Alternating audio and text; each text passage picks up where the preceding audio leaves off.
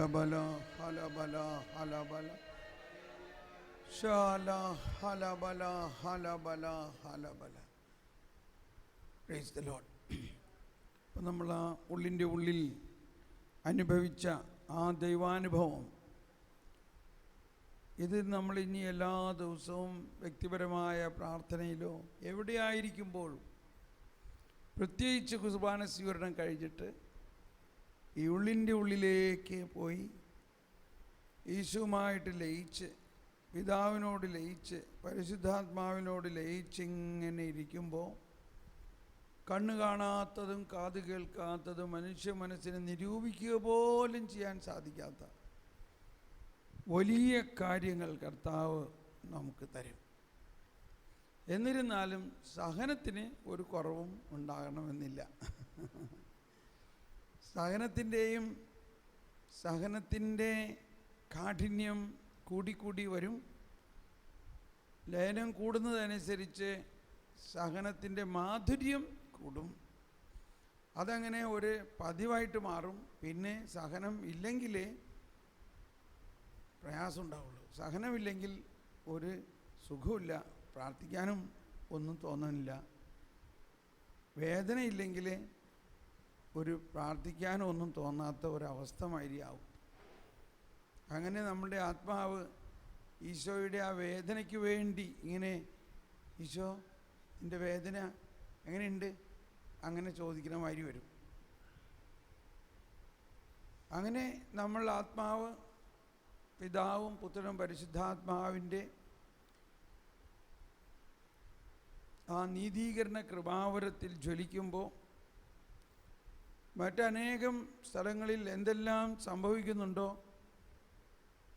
അതിലേക്കെല്ലാം നമ്മുടെ ആത്മാവിലൂടെ കൃപ ഒഴുകും.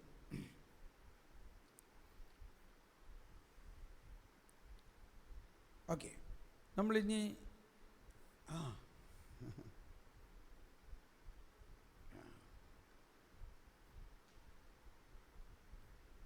അവിടെ ഒരാൾ വന്നു. നമ്മളിനിയും ഇന്നലെ നമ്മൾ ശരീരത്തിൻ്റെ ഉയർപ്പ്, നിത്യമായ ജീവിതത്തെക്കുറിച്ച് ഉള്ള ഒരു തുടർക്കഥയിലേക്ക് നീങ്ങിയായിരുന്നു.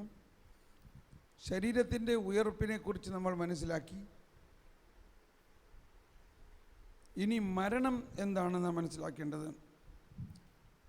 1005 കാറ്റഗിസത്തിൽ 1005 മുതലുള്ള ഖണ്ഡികയിൽ പറയുന്നുണ്ട്, ക്രിസ്തുവിനോട് കൂടി ഉയർക്കാൻ നാം ക്രിസ്തുവിനോട് കൂടി മരിക്കണം. ക്രിസ്തുവിനോട് കൂടി ഉയർക്കാൻ നാം ക്രിസ്തുവിനോട് കൂടി മരിക്കണം. നാം ശരീരത്തിൽ നിന്ന് അകലുകയും കർത്താവിനോട് അടുത്തിരിക്കുകയും വേണം. മരണമാകുന്ന ആ വേർപാടിൽ ആത്മാവ് ശരീരത്തിൽ നിന്നും വേർതിരിക്കപ്പെടുന്നു. മൃതരുടെ ഉത്ഥാന ദിവസം അത് ശരീരവുമായി വീണ്ടും യോജിപ്പിക്കപ്പെടും. അപ്പോൾ നമ്മുടെ മരണം എന്ന് പറഞ്ഞാൽ നമ്മൾ എന്നേക്കുമായിട്ട് നശിച്ചു എന്നൊരിക്കലും കരുതരുത്. നമ്മുടെ മരണം, ഒരു ക്രൈസ്തവൻ്റെ മരണം ക്രിസ്തുവിനോട് കൂടെയുള്ള മരണമാണ്. നമ്മുടെ മരണത്തിൽ ആത്മാവ് ശരീരത്തിൽ നിന്നും വേർതിരിക്കപ്പെടുന്നു. അതാണ് മരണം. നമുക്ക് വേറെ ഒന്നും സംഭവിക്കുന്നില്ല. എന്ത് സംഭവിച്ചെന്ന് നമുക്കറിയാനുമില്ല മരിക്കുമ്പോൾ. അപ്പോൾ നമ്മുടെ മരണം എന്നത് നമ്മുടെ ആത്മാവും ശരീരവും വേർതിരിക്കപ്പെടുന്നു. എന്തിനാണ് വേർതിരിക്കുന്നത്? ഈ ആത്മാവ് ദൈവത്തിലേക്ക് പോവുകയും ശരീരം മണ്ണിലേക്ക് പോയി ജീർണിക്കേണ്ടിയിരിക്കുന്നു. എങ്കിലല്ലേ അത് ഉയർക്കുള്ളൂ. ഗോതമ്പ്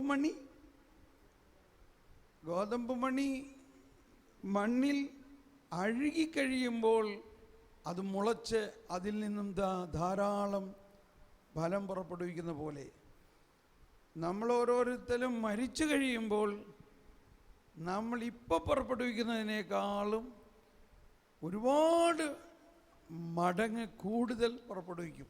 പക്ഷെ എന്ന് വിചാരിച്ച് മരിക്കാനുള്ള അനുവാദം നമുക്ക് തന്നിട്ടില്ല. ദൈവം തന്നെ അത് നടത്തണം തക്ക സമയത്ത്. അത് ദൈവത്തിന് മാത്രമേ അറിയുള്ളൂ. പക്ഷെ നമുക്ക് സ്വാഗതമായിട്ട് നമുക്കതിനു വേണ്ടി ആഗ്രഹിക്കാം. മരണത്തെ 1006 വായിച്ചോ. മരണത്തെ സംബന്ധിച്ചാണ് മനുഷ്യന്റെ അവസ്ഥ ഏറ്റവും കൂടുതൽ ദുരൂഹമായിരിക്കുന്നത്. ഒരർത്ഥത്തിൽ ശാരീരിക മരണം സ്വാഭാവികമാണ്. പക്ഷേ വിശ്വാസമനുസരിച്ച് അത് യഥാർത്ഥത്തിൽ പാപത്തിൻ്റെ വേതനം ആണ്. ക്രിസ്തുവിൻ്റെ കൃപാവരത്തിൽ മരിക്കുന്നവർക്ക് മരണം കർത്താവിൻ്റെ മരണത്തിലുള്ള ഭാഗഭാഗിത്വമാണ്. അതിനാൽ അവർക്ക് അവിടുത്തെ ഉത്ഥാനത്തിലും പങ്കുചേരാൻ സാധിക്കും. ക്രിസ്തുവിൻ്റെ കൃപാവരത്തിൽ മരിക്കുന്നവർക്ക് മരണം കർത്താവിൻ്റെ മരണത്തിലുള്ള ഭാഗഭാഗിത്വമാണ്. അതിനാൽ അവർ അവിടുത്തെ ഉത്ഥാനത്തിലും പങ്കുചേരുന്നു.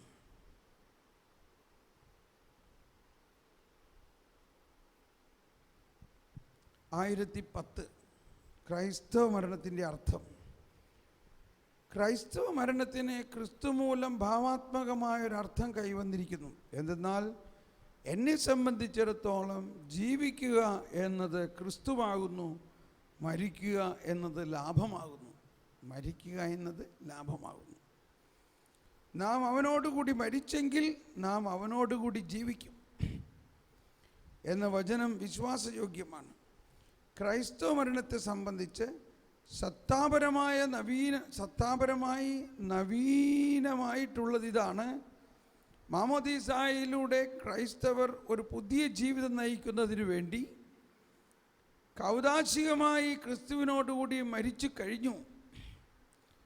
നാം ക്രിസ്തുവിൻ്റെ കൃപാവരത്തിൽ മരിക്കുന്നെങ്കിൽ ശാരീരിക മരണം ക്രിസ്തുവിനോടുകൂടിയുള്ള ഈ മരണത്തെ പൂർണ്ണമാക്കുന്നു. അങ്ങനെ അവിടത്തോടുള്ള നമ്മുടെ ഏകീഭവിക്കൽ അവിടുത്തെ രക്ഷാകര പ്രവൃത്തിയിൽ നിറവേറുന്നു. ഭൂമിയുടെ അതിർത്തികളോളം ആധിപത്യം നടത്തുന്നതിനേക്കാൾ യേശുക്രിസ്തുവിൽ മരിക്കുകയാണ് എനിക്ക് നല്ലത്.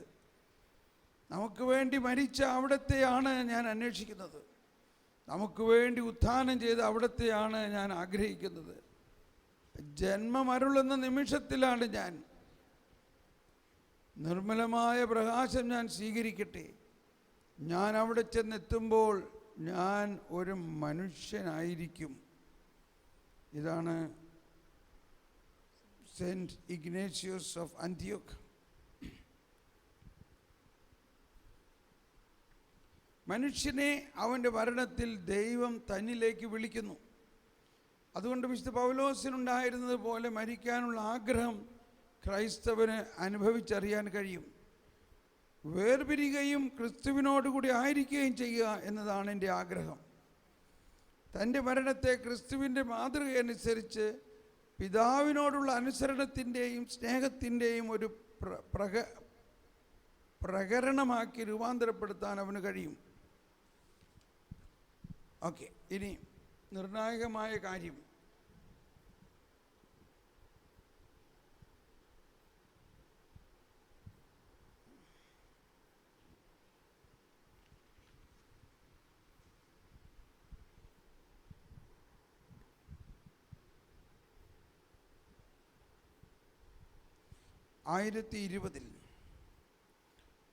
തൻ്റെ മരണത്തെ ക്രിസ്തുവിൻ്റെ മരണവുമായി ഐക്യപ്പെടുത്തുന്ന ക്രൈസ്തവൻ യേശുവിലുള്ള ആഗമനവും നിത്യജീവനിലേക്കുള്ള പ്രവേശനവുമായി അതിനെ വീക്ഷിക്കുന്നു. എന്താണ് മരണം? ക്രിസ്തുവിലേക്കുള്ള ആഗമനവും നിത്യജീവനിലേക്കുള്ള പ്രവേശനവുമായി അതിനെ വീക്ഷിക്കുന്നു. മരണത്തോടടുക്കുന്ന വ്യക്തിയോട് സഭ ക്ഷമയുടെയും പാപമോചനത്തിൻ്റെയും വാക്കുകൾ അവസാനമായി പറയുമ്പോൾ, ശക്തി പ്രദാനം ചെയ്യുന്ന അഭിഷേകം കൊണ്ട് അവസാനമായി അവനെ മുദ്ര വയ്ക്കുമ്പോൾ, യാത്രയ്ക്കുള്ള ഭക്ഷണമായി ക്രിസ്തുവിനെ തിരുപ്പാഥേയത്തിൽ നൽകുമ്പോൾ മധുരമായ ഉറപ്പോടെ ഇങ്ങനെ പറയുന്നു: നിന്നെ സൃഷ്ടിച്ച സർവശക്തനായ പിതാവായ ദൈവത്തിൻ്റെ നാമത്തിൽ ഈ ലോകത്തിൽ നിന്ന് അല്ലയോ ക്രൈസ്തവാത്മാവേ മുന്നോട്ട് പോകുക.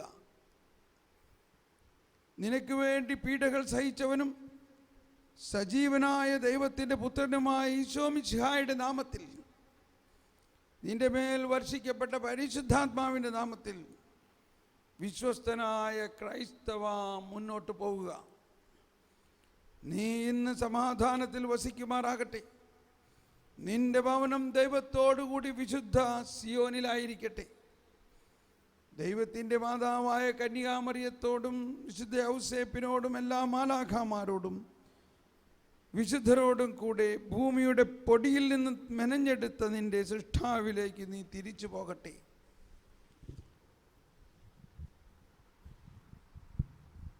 നീ ഈ ലോകത്തിൽ നിന്ന് തിരിച്ചു പോകുമ്പോൾ വിശുദ്ധ മറിയവും പരിശുദ്ധ മറിയവും മാലാഖമാരും എല്ലാ വിശുദ്ധരും നിന്നെ കണ്ടുമുട്ടാൻ വരുമാറാകട്ടെ. നീ നിന്റെ രക്ഷകനെ മുഖാമുഖം കാണുവാനും നിത്യം ദൈവത്തെ ധ്യാനിക്കുവാനും സാധിക്കുമാറാകട്ടെ. ഇപ്പോൾ മരണത്തെക്കുറിച്ചുള്ള ഭയം പോയോ ഇല്ലയോ? മരണത്തെ ഭയപ്പെടരുത്. മരണത്തെ ഭയപ്പെടുകയാണെങ്കിൽ നമ്മുടെ വിശ്വാസത്തിലെന്തോ പെശകുണ്ട്. മരണത്തെ സ്നേഹത്തോടെയും സന്തോഷത്തോടെയും സ്വാഗതം ചെയ്യുകയാണെങ്കിൽ വിശ്വാസത്തിലെ വലിയ ഒരു ശക്തിയാണത്.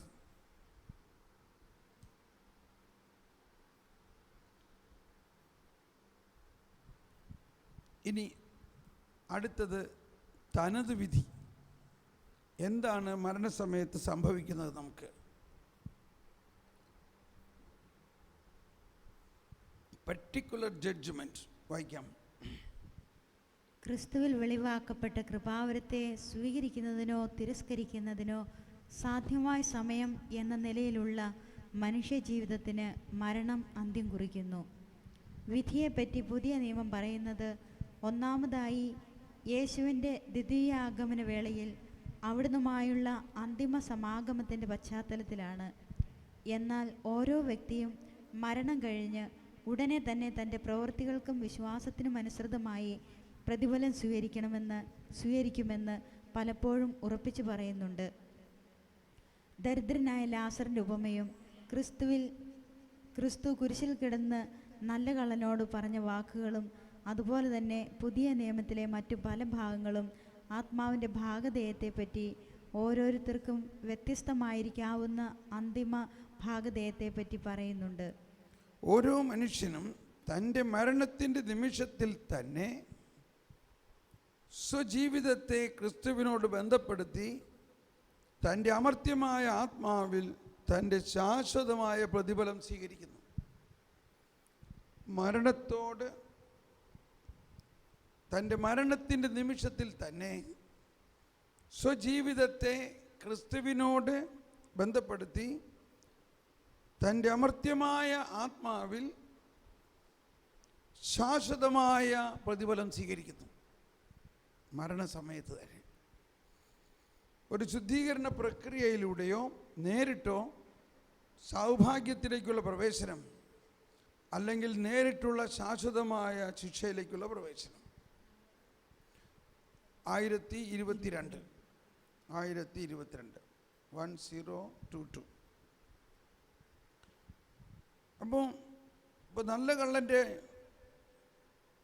ക്രിസ്തു കുരിശിൽ കിടന്ന് നല്ല കള്ളനോട് പറഞ്ഞ വാക്കുകളും അതുപോലെ തന്നെ പുതിയ നിയമത്തിലെ മറ്റ് പല ഭാഗങ്ങളും ആത്മാവിൻ്റെ ഭാഗധേയത്തെപ്പറ്റി ഓരോരുത്തർക്കും വ്യത്യസ്തമായിരിക്കാവുന്ന അന്തിമ ഭാഗധേയത്തെപ്പറ്റി പറയും. ഇതാണ് തനത് വിധി. ഇനി അടുത്തത് സ്വർഗം. അപ്പോൾ ഈ വിധി എന്ന് പറഞ്ഞാൽ ആ സമയത്ത് തുടർന്ന് വായിക്കാം. സ്വർഗം 1023. ദൈവത്തിൻ്റെ കൃപാവരത്തിലും സൗഹൃദത്തിലും മരിക്കുകയും പൂർണ്ണമായി വിശുദ്ധീകരിക്കപ്പെടുകയും ചെയ്യുന്നവർ ക്രിസ്തുവിനോടുകൂടെ എന്നേക്കും ജീവിക്കുന്നു. അവർ എന്നേക്കും ദൈവത്തെ പോലെയാണ്. എന്തെന്നാൽ അവിടുന്ന് ആയിരിക്കുന്നത് പോലെ അവർ അവിടുത്തെ മുഖാമുഖം കാണും.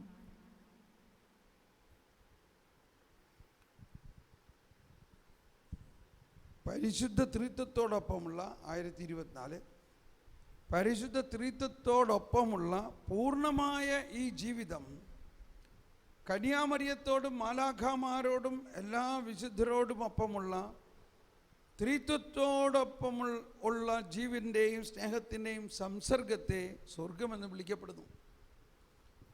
അഗാധമങ്ങളായ മാനുഷിക അഭിലാഷങ്ങളുടെ പരമാന്ത്യവും നിറവേറലുമാണ് സ്വർഗം. പരമവും സുനിശ്ചിതവുമായ സന്തോഷത്തിൻ്റെ അവസ്ഥയാണത്. അപ്പോൾ സ്വർഗം എന്താണ്? പരിശുദ്ധ ത്രിത്വത്തോടൊപ്പമുള്ള പൂർണ്ണമായ ജീവിതം. കന്യാമറിയത്തോടും മാലാഖമാരോടും എല്ലാ വിശുദ്ധരോടും ഒപ്പമുള്ള ത്രിത്വത്തിൻ്റെയോടുള്ള ജീവൻ്റെയും സ്നേഹത്തിൻ്റെയും സംസർഗം.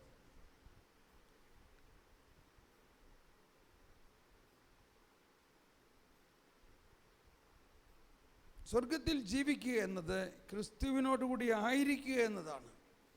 തിരഞ്ഞെടുക്കപ്പെട്ടവർ അവിടെ നിൽ ജീവിക്കുന്നു. എന്നാൽ അവർ തങ്ങളുടെ യഥാർത്ഥമായ വ്യക്തിത്വവും തങ്ങളുടെ തന്നെ പേരും നിലനിർത്തുന്നു അഥവാ കണ്ടെത്തുന്നു. 1026 തൻ്റെ മരണവും ഉത്ഥാനവും വഴി യേശുക്രിസ്തു ഈശോ മിശിഹ നമുക്കായി സ്വർഗം തുറന്നു. ക്രിസ്തു പൂർത്തിയാക്കിയ രക്ഷയുടെ ഫലങ്ങൾ തികവോടും പൂർണ്ണതയോടും കൂടി സ്വന്തമാക്കുന്നതിനാണ് അനുഗ്രഹീതർ ജീവിതം അടങ്ങിയിരിക്കുന്നത്. അവിടെ നിൽ വിശ്വസിക്കുകയും അവിടുത്തെ ഇഷ്ടത്തോട് വിശ്വസ്തത പുലർത്തുകയും ചെയ്തവരെ അവിടുന്ന് തൻ്റെ സ്വർഗീയ മഹത്വീകരണത്തിൽ പങ്കുകാരാക്കുന്നു. പരിപൂർണമായി അവിടെ നിലേക്ക് ഒന്നു ചേർന്നവരുടെ അനുഗ്രഹീത സമൂഹമാണ് സ്വർഗം.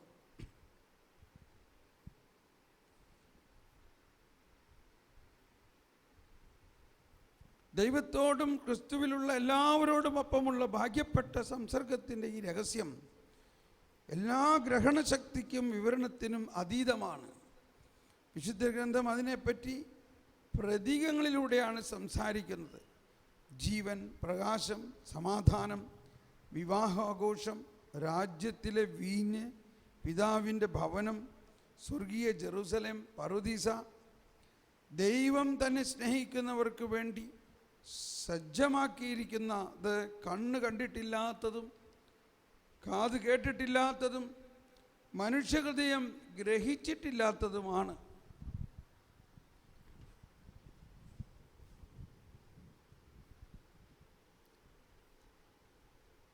ഓക്കെ, ഇനി ശുദ്ധീകരണ സ്ഥലം 1030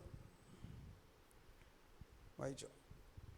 ദൈവത്തിന്റെ കൃപാവരത്തിലും സൗഹൃദത്തിലും മരിക്കുന്നവർ ദൈവത്തിന്റെ കൃപാവരത്തിലും സൗഹൃദത്തിലും മരിക്കുന്നവർ പൂർണ്ണമായി ശുദ്ധീകരിക്കപ്പെട്ടവർ അല്ലെങ്കിലും നിത്യരക്ഷയുടെ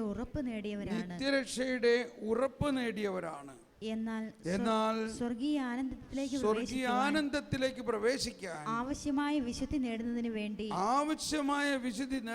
വേണ്ടി അവർ മരണാനന്തരം ശുദ്ധീകരണത്തിന് വിധേയരായിത്തീരുന്നു.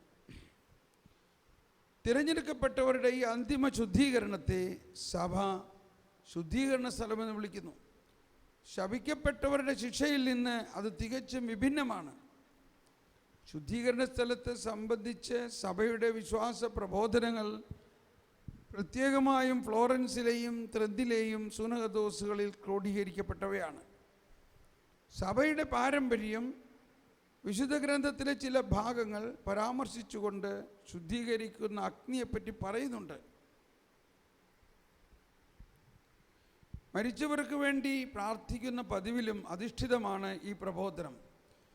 വിശുദ്ധ ഗ്രന്ഥത്തിൽ ആ പതിവിനെ പറ്റി സൂചിപ്പിച്ചിട്ടുണ്ട്. അതുകൊണ്ട് മരിച്ചവർക്ക് പാപമോചനം ലഭിക്കുന്നതിന് വേണ്ടി അവൻ യൂദാസ് മക്ബായൻ പാപപരിഹാര കർമ്മം അനുഷ്ഠിച്ചു. ആരംഭകാലം മുതൽ സഭ മരിച്ചവരുടെ അനുസ്മരണത്തെ ആദരിക്കുകയും അവർക്ക് വേണ്ടി പരിഹാര പ്രാർത്ഥനകൾ സർവോപരി ദിവ്യബലി അർപ്പിക്കുകയും ചെയ്തിരുന്നു. അവർ ശുദ്ധീകരിക്കപ്പെട്ട് ദൈവത്തിൻ്റെ സൗഭാഗ്യ ദർശനം പ്രാപിക്കുന്നതായിരുന്നു ഇതിൻ്റെ ലക്ഷ്യം. മരിച്ചവർക്ക് വേണ്ടിയുള്ള ധർമ്മദാനം, ദണ്ഡവിമോചന കർമ്മങ്ങൾ, പ്രായശ്ചിത്ത പ്രവൃത്തികൾ എന്നിവയും സഭ പ്രോത്സാഹിപ്പിക്കുന്നു. നമുക്കവരെ സഹായിക്കുകയും അവരുടെ ഓർമ്മ ആചരിക്കുകയും ചെയ്യാം.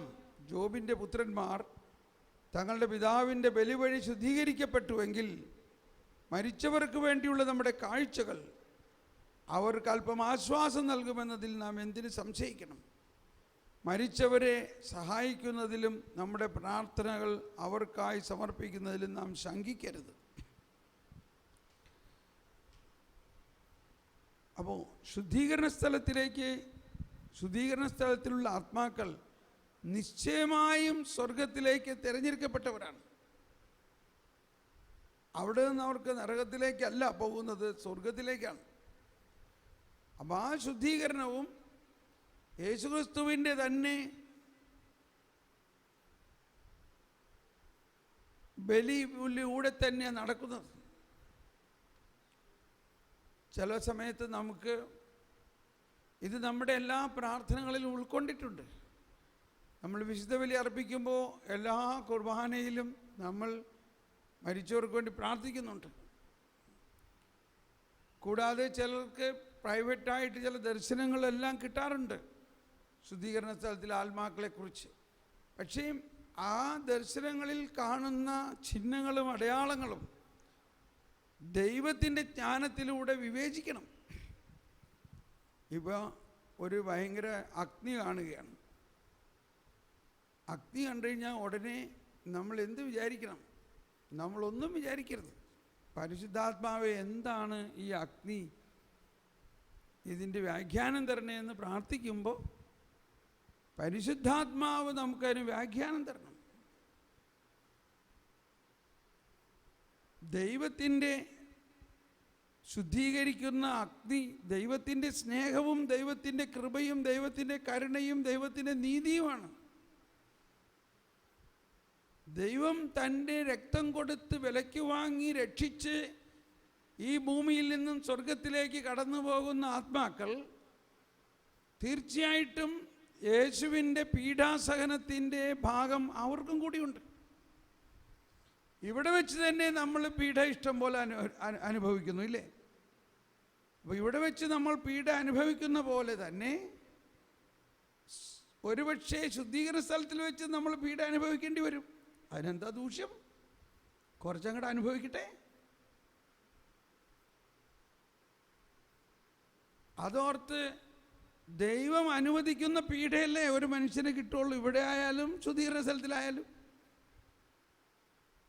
അപ്പോൾ നമ്മൾ ചിലപ്പോൾ നമ്മുടെ വിശ്വാസത്തിൻ്റെ മാനുഷികമായ കാഴ്ചപ്പാടിലൂടെ ഇതിന് എക്സസീവായിട്ടുള്ള ഇമ്പോർട്ടൻസ് കൊടുത്തുകൊണ്ട്, അയ്യോ ശുദ്ധീകരണത്തിൽ ആത്മാക്കൾ ഭയങ്കരമായിട്ട് വിഷമിക്കുകയാണേ, അതുകൊണ്ട് നമ്മളൊക്കെ ഇവിടെ നിന്ന് പ്രാർത്ഥിക്കണം. അങ്ങനെ എക്സസീവായിട്ടുള്ള പ്രാർത്ഥനയ്ക്ക് ഒരു ആവശ്യമുണ്ടെന്ന് തോന്നുന്നില്ല. കാരണം അവർ സ്വർഗത്തിലേക്ക് പോയിക്കൊണ്ടിരിക്കുകയാണ്. അവരെ ശുദ്ധീകരിക്കാൻ കർത്താവ് ഈശോ മിശിഹ ജീവൻ അർപ്പിച്ച് കഴിഞ്ഞിരിക്കുന്നതാണ്. അവരുടെ ജീവിതകാലം നന്മ ചെയ്തു അവർ സ്വർഗത്തിന് അർഹരാണ്. അവർ യേശുക്രിസ്തുവിൽ വിശ്വസിച്ച് യേശുക്രിസ്തുവിലൂടെയുള്ള സ്വർഗീയ യാത്രയിൽ പങ്കുകാരായിരിക്കുന്നു. എന്നാൽ മറുവശത്ത് ഇവിടുത്തെ അവസ്ഥ എന്താ? ഇവിടെ യേശുക്രിസ്തുവിനെ അറിയാതെയും യേശുക്രിസ്തുവിനെ തിരസ്കരിച്ചുകൊണ്ടും യേശുക്രിസ്തുവിൻ്റെ രാജ്യത്തെ മനസ്സിലാക്കാതെയും നരകത്തിലേക്ക് പോയിക്കൊണ്ടിരിക്കുന്ന ഒരു വലിയ സമൂഹമുണ്ട്. ഇപ്പം ഇത് തമ്മിൽ താരതമ്യപ്പെടുത്തുമ്പോൾ ആർക്ക് വേണ്ടിയാ ആദ്യം പ്രാർത്ഥിക്കണ്ടേ? മനസ്സിലാവുന്നുണ്ടോ? ആ,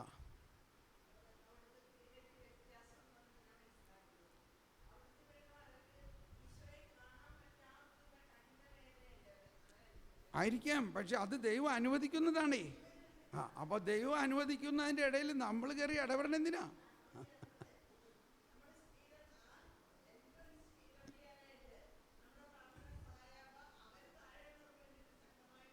ഓക്കെ, അതെല്ലാം ചെയ്തോ. ഞാൻ പറയുന്നത് ഇപ്പോൾ ഇവിടെ കുറേ മൂവ്മെൻറ്റ്സ് ഉണ്ട്. ചിലവർക്ക് അത് മാത്രമേ പ്രാർത്ഥിക്കാനുള്ളൂ, ശുദ്ധീകരണ സ്ഥലത്തിൽ ആത്മാക്കൾക്ക് വേണ്ടി.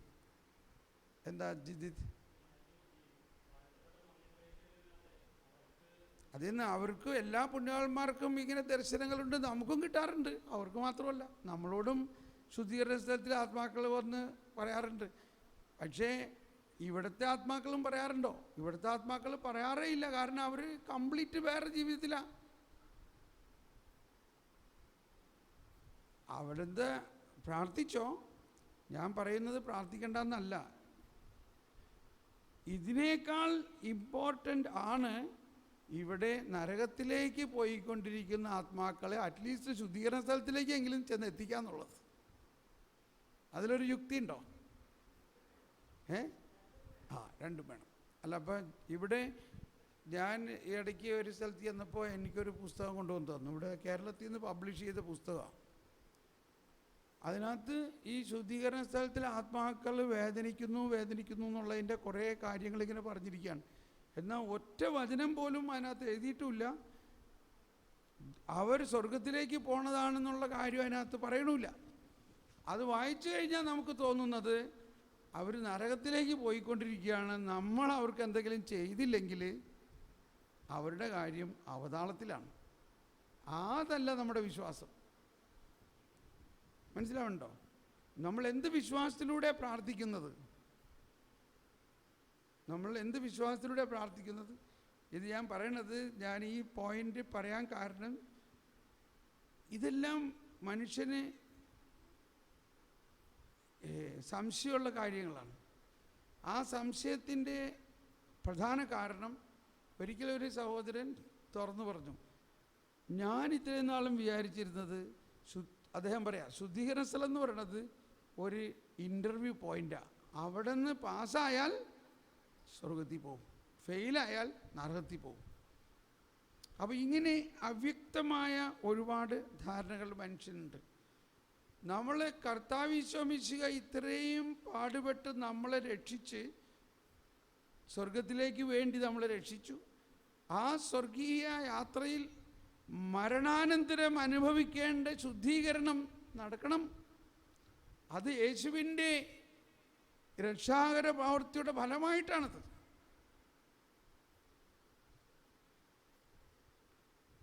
എല്ലാ ദിവസവും നമ്മൾ കുർബാനയിൽ പ്രാർത്ഥിക്കണം. പക്ഷേ ഈ ബോധ്യത്തോടുകൂടി പ്രാർത്ഥിക്കണം, അവർ തീർച്ചയായിട്ടും സ്വർഗത്തിൽ പോകും. നമ്പർ 1, നമ്മുടെ പ്രാർത്ഥന അവരെ സഹായിക്കും. നമ്പർ 2, അവരുടെ വിശുദ്ധീകരണം യേശുക്രിസ്തുവിൻ്റെ ബലിയർപ്പണത്തിലൂടെ തന്നെ ഒഴുകിയിരിക്കുന്ന നീതിയുടെ പ്രവൃത്തിയിലൂടെ തന്നെയാണ്. നമ്മുടെ പ്രാർത്ഥന അതിൻ്റെ ഒരു ചാനലാണെന്ന് മാത്രമേ ഉള്ളൂ. നമ്മുടെ ഉപവാസവും പ്രാർത്ഥനകളും അതിൻ്റെ ഒരു ചാനലാണ്. മറിച്ച് നമ്മൾ പ്രാർത്ഥിച്ചില്ലെങ്കിൽ അവർ അവിടെ കിടന്ന് നശിച്ചു പോകുള്ളൂ എന്ന് വിചാരിച്ചുകൊണ്ട് പ്രാർത്ഥിക്കുകയാണെങ്കിൽ ആ വിശ്വാസത്തിന് അർത്ഥമില്ല. ഓക്കെ, ഇത് ഞാൻ പറഞ്ഞത് നമ്മളിങ്ങനെ വളരെ വിഷമിക്കേണ്ട ആവശ്യമില്ല.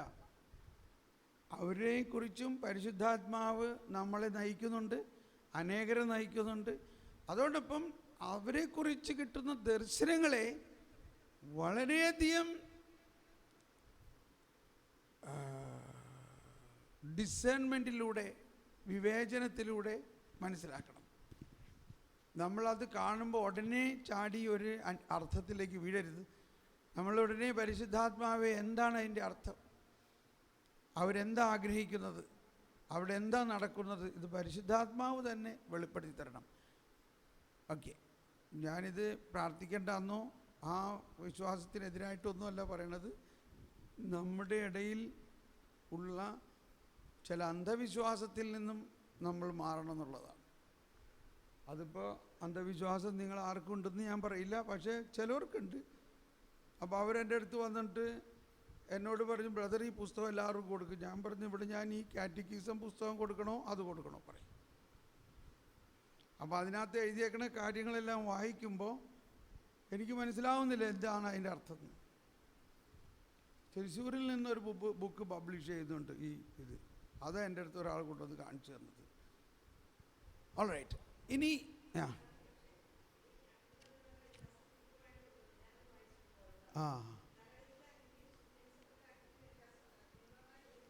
അതെല്ലാം വ്യത്യാസമുണ്ടെന്ന് പറയുന്നത് ഏത് ടീച്ചിങ്ങിൻ്റെ അടിസ്ഥാനത്തിലാണ്?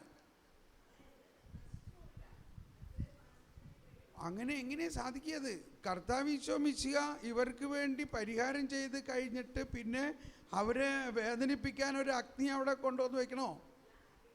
അപ്പം അഗ്നി എന്ന് പറയുമ്പോൾ മനസ്സിലാക്കണം എന്തിൻ്റെ അഗ്നി. അതെല്ലാമാണ് നരകത്തിലെ അഗ്നിയും ഇതും തമ്മിൽ വ്യത്യാസമുണ്ടെന്ന് പറഞ്ഞു കഴിഞ്ഞാൽ വലിയ വ്യത്യാസമാണ്, ടോട്ടലി വ്യത്യാസമാണ്. എനിവേ നമ്മൾ അത് തർക്കിക്കാനല്ല പറയണത്. നമ്മൾക്ക് കൂടുതൽ ബേർഡൻ ഇപ്പോൾ ഈശോ പറയണത് മുഴുവനും, ഈശോ നമ്മളോട് പഠിപ്പിക്കണത് മുഴുവനും ഈ ലോകത്തിൻ്റെ സുവിശേഷം, ഈ രാജ്യത്തിൻ്റെ സുവിശേഷം ഈ ലോകം മുഴുവൻ നിങ്ങൾ പ്രഘോഷിക്കുവിൻ. അതിനുവേണ്ടി എന്താ ചെയ്യേണ്ടത്? അതിനുവേണ്ടി ആളുകൾ ഇപ്പോഴും കുറവാണ്. ശുദ്ധീകരണ സ്ഥലത്തിൽ ആത്മാക്കളോട് സുവിശേഷം പ്രഘോഷിക്കാൻ എന്തോ ഒരു പ്രത്യേക ഇഷ്ടം. എന്താ വേണ്ടേ പറയും?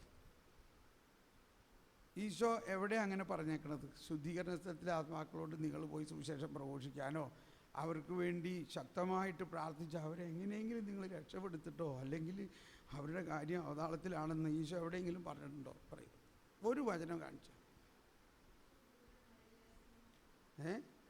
നമ്മൾ കാണുന്നതെല്ലാം ഒരുപാട് പുണ്യവാന്മാർക്ക് കിട്ടിയിരിക്കുന്ന ദർശനങ്ങളാണ്. പക്ഷേ ഈ പുണ്യവാന്മാർക്ക് കിട്ടിയിരിക്കുന്ന ദർശനങ്ങളിൽ സഭ എടുക്കേണ്ടത് എടുത്തിട്ടുണ്ട്, ഇല്ലാത്തത് എടുത്തിട്ടില്ല. ഒരുപാട് ആളുകൾക്ക് പ്രൈവറ്റ് ദർശനങ്ങൾ കിട്ടുന്നുണ്ട്. അപ്പോൾ ഇതിനകത്ത് എന്താ പറഞ്ഞേക്കണേ? അപ്പം ഞാനിത് പറയണേ, നമ്മുടെ സമയം കുറച്ചുകൂടി കൂടുതൽ നല്ല കാര്യത്തിന് ഉപയോഗിക്കാൻ പറ്റുമെങ്കിൽ കുർബാനയിൽ എല്ലാ ദിവസവും നമ്മൾ പ്രാർത്ഥിക്കുന്നുണ്ട് ഇതിനു വേണ്ടി. നമ്മളെല്ലാം കുടുംബ പ്രാർത്ഥനയിൽ നമ്മളെല്ലാം പ്രാർത്ഥിക്കുന്നുണ്ട്. പക്ഷേ എക്സസീവായിട്ടുള്ള അവരങ്ങ് നമ്മൾ പ്രാർത്ഥിച്ചില്ലെങ്കിൽ ആകെ അവതാളത്തിലാവുന്നുള്ള മാതിരി ചിന്തിക്കുന്നത് എനിക്ക് തോന്നാറില്ല.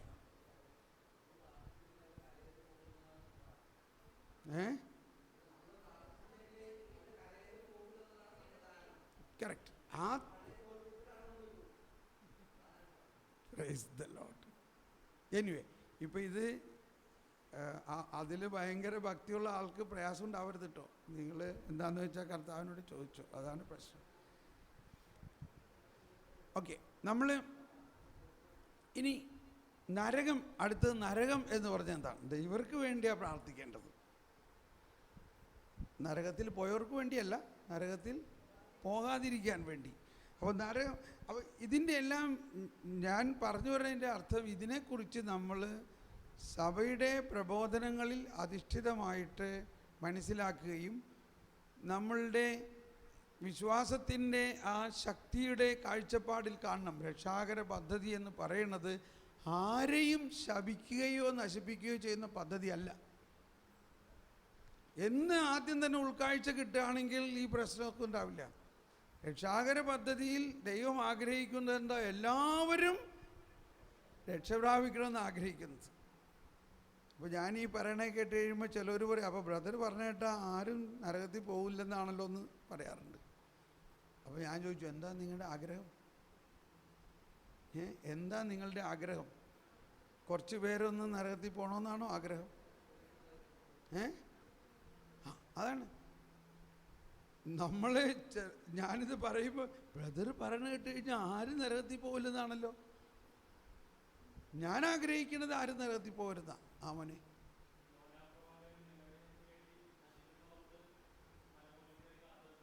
എന്താ പറഞ്ഞേ?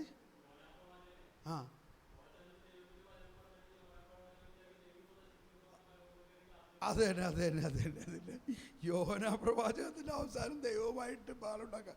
ഞാൻ അപ്പോഴേ അറിയായിരുന്നു നീ ഇങ്ങനെയൊക്കെ ചെയ്യുള്ളൂ. എനിവേ,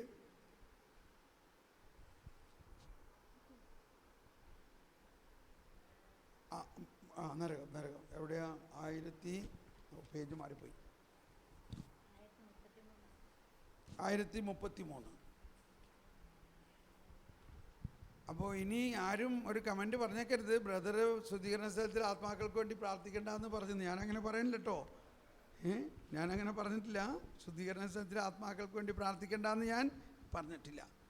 പക്ഷേ നമ്മൾക്ക് പ്രാർത്ഥിക്കുമ്പോൾ ഉണ്ടായിരിക്കേണ്ട വിശ്വാസം അവർ സ്വർഗത്തിലേക്ക് തിരഞ്ഞെടുക്കപ്പെട്ടവരാണ് എന്നുള്ള വിശ്വാസവും, അതിൽ നിന്ന് അവരെ പിന്തിരിക്കാനോ അവരെ പോകാനോ ഒന്നും സാധിക്കില്ല എന്നുള്ള വിഷയം. അത് ഉറപ്പാണെന്ന് സിസ്റ്ററിനുണ്ട്. പക്ഷേ ഒരുപാട് പേര് ഇത് പ്രാർത്ഥിക്കുന്നവർ ആ ഉറപ്പിലല്ല. അതാ പ്രശ്നം.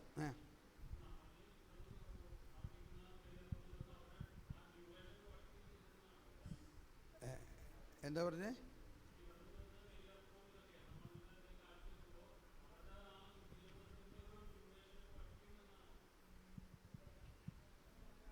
അതാണ് പറയണ എല്ലാവരും. അത് അവരുടെ ശുദ്ധീകരണം എളുപ്പം നടക്കുന്നു. പക്ഷേ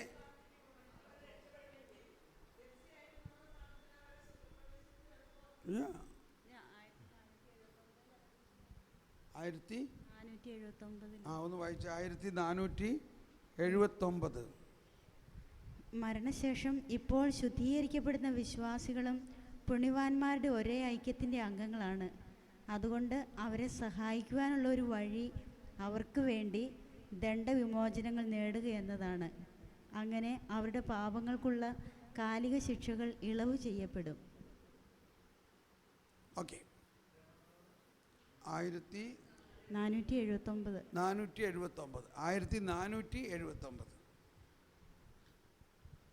ഓൾ റൈറ്റ്.